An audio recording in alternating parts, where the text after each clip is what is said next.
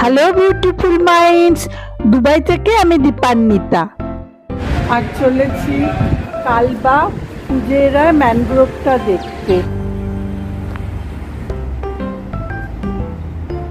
এসে গেছি পাহাড়ের দেশে। ঘন্টা দেড়েক ড্রাইভ করলেই পৌঁছে যাওয়া যায় দুবাই থেকে কালবা শহরে। কালবার এই অঞ্চলটা কিন্তু আবার শারজা এমিরেটের মধ্যে পড়ে। হ্যাঁ, আমরা এখানে পিকনিক করেছি মুড়ি মাখা খেয়ে। রাইট রাইট, ঠিক ঠিক। এখানকার রাজার বাড়ি। বাহ, সুন্দর। University of কালবা। আমি বলেছি রাজার বাড়ি, দেখে মনে হচ্ছে রাজার বাড়ি, তো আমার মনে হলো রাজার বাড়ি, আসলে এটা কালবা ইউনিভার্সিটি। বাহ, এখানে পড়াশোনা করলে তো খুব মন দিয়ে করা যাবে মনে হচ্ছে। Mangrove centre. এসে গেছি কালবা ম্যানগ্রোভ সেন্টারে। টিকিট কেটে নিচ্ছে। একটা পাহাড় দিয়ে ঘেরা এরকম একটা বাগিতে করে আমরা যাব। লাইনে দাঁড়িয়ে আছি, সব ফ্রি। টিকিট কত টাকা? 30 টাকা। মানে 15 টাকা করে, 15 দিরহাম ইচ। তার মধ্যে এইসব বাগি টাগি এসে যাচ্ছে। এখন আমরা এই বাগি থেকে ওরা নামবে, আমরা বাগিতে উঠবো। আমরা বাগিতে বসেছি, এই যে বাগি করে যাচ্ছি। এখানকার সব ডিটেলস নিচে থাকবে, লিংক দিয়ে দেব। এই যে দেখো, এই যে জল, একটা সমুদ্রের খাড়িগুলো বোঝায় না, চারপাশে কি সুন্দর লাগছে। বাহ, পেছনের সিটটায় বসেছে, হাওয়ায় উড়িয়ে নিয়ে যাচ্ছে এইটুকু। তারপরে আমাদের হেঁটে যেতে হবে এবার। এটা হচ্ছে সামনে ভিজিটার সেন্টার। এই যে বাগিগুলো, এই 2 মিনিট বাগি চড়ে এলাম, তাহলে আমাদের ভেতরে ঢুকতে দেবে। এখন প্রায় 3:45 বাজে। ওর গালে দিচ্ছে, দেখো গালে। এখানে এখন ন্যাশনাল ডে হলিডে চলছে। অ্যাকোয়ারিয়াম, ভেতরে ঢুকে দেখি নানা রকম ওখানকার যে ফ্লোরা ফনা পাওয়া যায় সেগুলো ডিসপ্লে করা রয়েছে। টাচ করা যায় জলটা। বাবা,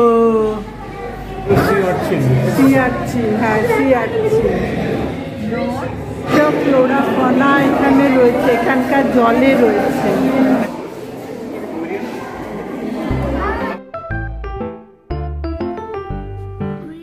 কি বড়!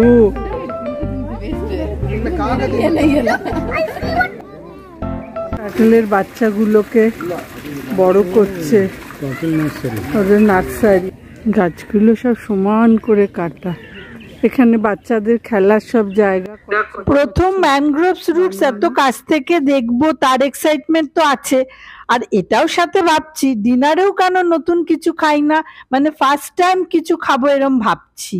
তোমরা শেষ পর্যন্ত থেকো আমার সাথে। খাওয়া দাওয়াটা কি হয় দেখতে হবে তো। ট্রেল অনেকখানি রাস্তার ধরে ধরে, এই রাস্তা ধরে হাঁটো। ম্যানগ্রোভ গুলো যে বললাম, ম্যানগ্রোভ। এখানে একটা এভিয়ারিও আছে। এভিয়ারির মধ্যে অল্পই পাখি রয়েছে, বাইরেই বেশিরভাগ পাখিগুলো উড়ে বেড়াচ্ছে। এইবার আমরা ম্যানগ্রোভের ভেতরে ঢুকছি, কিন্তু এত সুন্দর ব্যবস্থা, ম্যানগ্রোভ গুলোর কোনো রকম ক্ষতি না করে এই পাথওয়েটা বানিয়েছে, ট্রেলটা বানিয়েছে ওপর দিয়ে দিয়ে দিয়ে।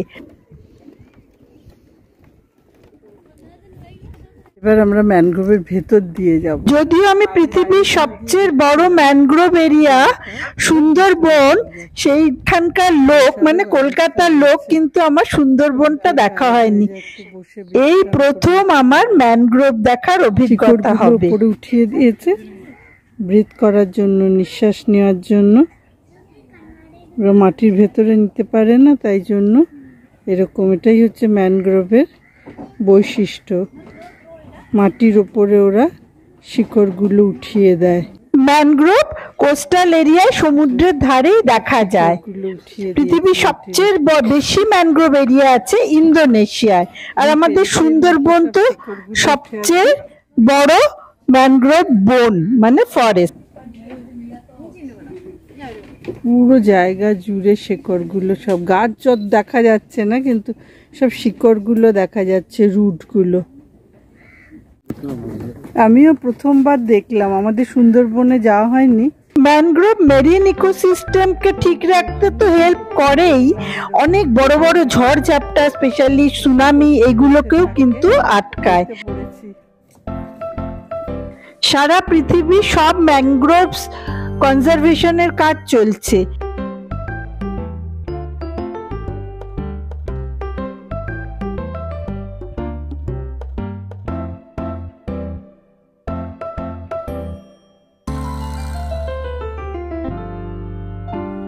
এইটা অবশ্য নতুনই খুলেছে এই এরিয়াটা ভিজিটার্সদের জন্য, 2021-এ এটা ওপেন হয় সবার দেখার জন্য।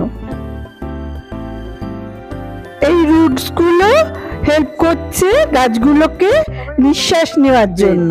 ইন ওয়েট সয়েল বললাম না, সবাই আমরা পড়েওছি বই, তো ছোটবেলার পড়া। 300 বছরেরও পুরনো এই জায়গাটা। ক্লাইমেটসের এগেনস্টে ফাইট করে করেও বেঁচে আছে 300 বছর ধরে। স্যালুট।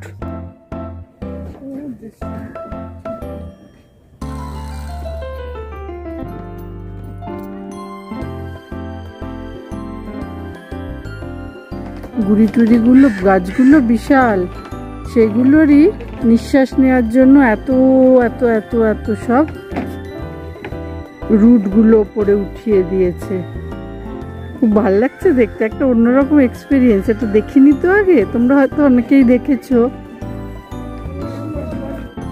দেখো এই গাছটার গুড়িটাকে বাঁচিয়ে রাস্তাটা করেছে।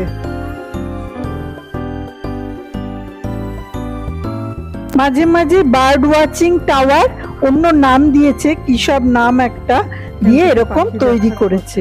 যে এন্ট্রেন্সটা দেখা যাচ্ছে, এইসব জায়গা দিয়ে আমরা পেরিয়ে পেরিয়ে এলাম, এই ব্রিজটা পেরিয়ে এলাম।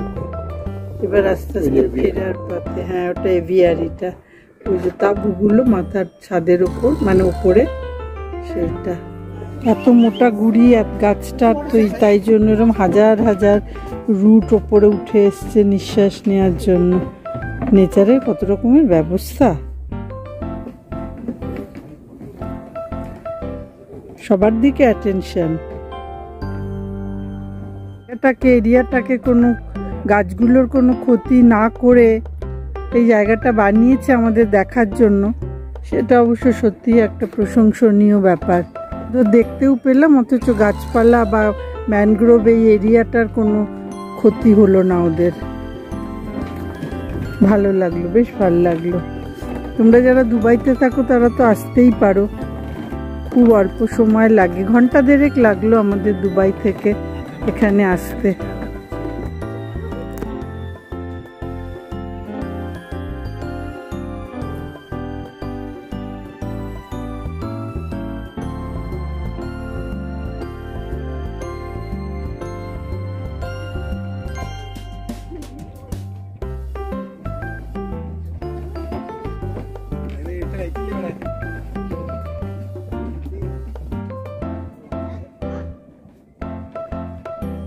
দেখা হয়ে গেল, এবার আস্তে আস্তে ফিরি।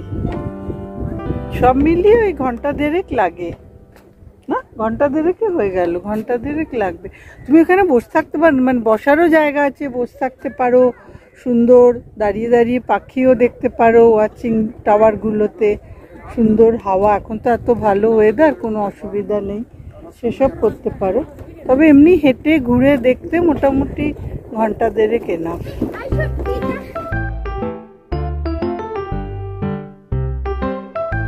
আরেকটা রকি শোর বার্ড হাইড বলছে, আমি যেগুলোকে টাওয়ার বলছি, টাওয়ার অবশ্য উঁচুতে থাকে, যাই হোক ওয়াচিং টাওয়ার না বললে ওরা বার্ড হাইড বলছে।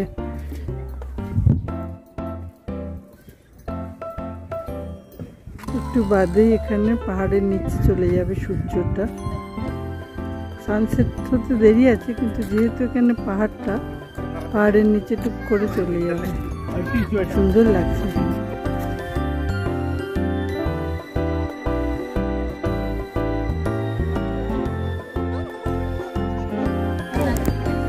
এবার সূর্য পাহাড়ের নিচে টুক করে ডুববে, আমরা সেটা দেখার জন্যই বসে আছি। তারপরে আমরা চলব।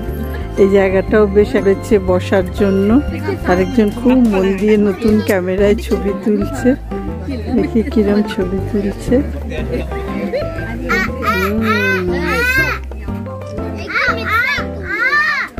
সবাই ঘুরে টুরে এসে একটু বিশ্রাম নিচ্ছে।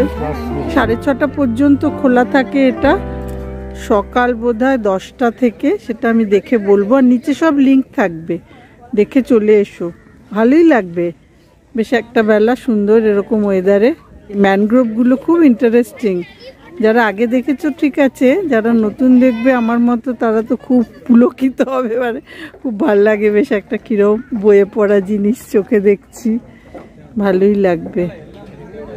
অ্যারাবিক কফি দিল মানে এমনি দিল আর কি, ভালো খেতে। বাট আমার জিভটা পুড়ে গেল টেস্ট করতে। কি ভালো না অ্যারাবিক কফি, আমরা আরও খেয়েছি কিন্তু বেশ ভালো।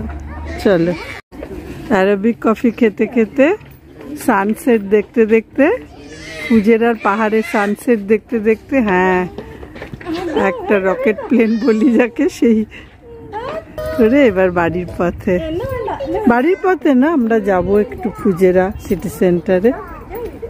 2021-এ খুলেছে এইটা। গাড়িগুলো আসছে বটে, কিন্তু আমরা হেঁটে হেঁটে যাব, কারণ এখন সময়টা এত সুন্দর, হাওয়া দিচ্ছে দারুণ।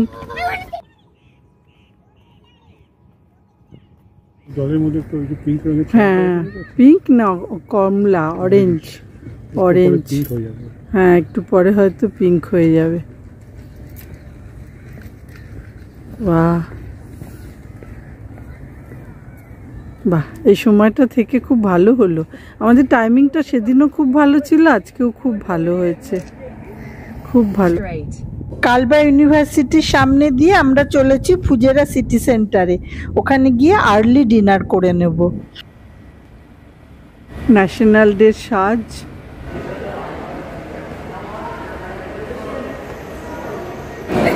ফুজেরায় যে আইকিয়া আছে আমি জানতাম, মানে খুলেছে এখানে নতুন, জানতাম না। আমরা ফুড কোর্টে এসেছি। এটা আমি একটা রেমন স্যুপ নিলাম, যে ডিম টিম সব রয়েছে।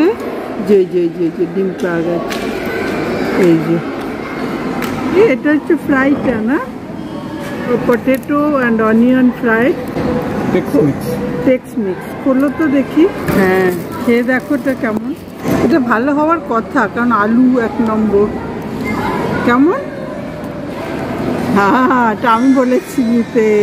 টেক্স মিক্স আর এই রেমন স্যুপ, এই দুটোই কিন্তু নতুন আর বেশ ভালো। ফ্রাইটা তো তুলনা হয় না, স্যুপটাও ভালো। কোরিয়ান খাবার খাওয়ার আমার খুব ইচ্ছে ছিল। চিকেন র্যাপ এসছে, চিকেন তো চিকেন র্যাপ। আবার ক্যাপিচুনো আনলো।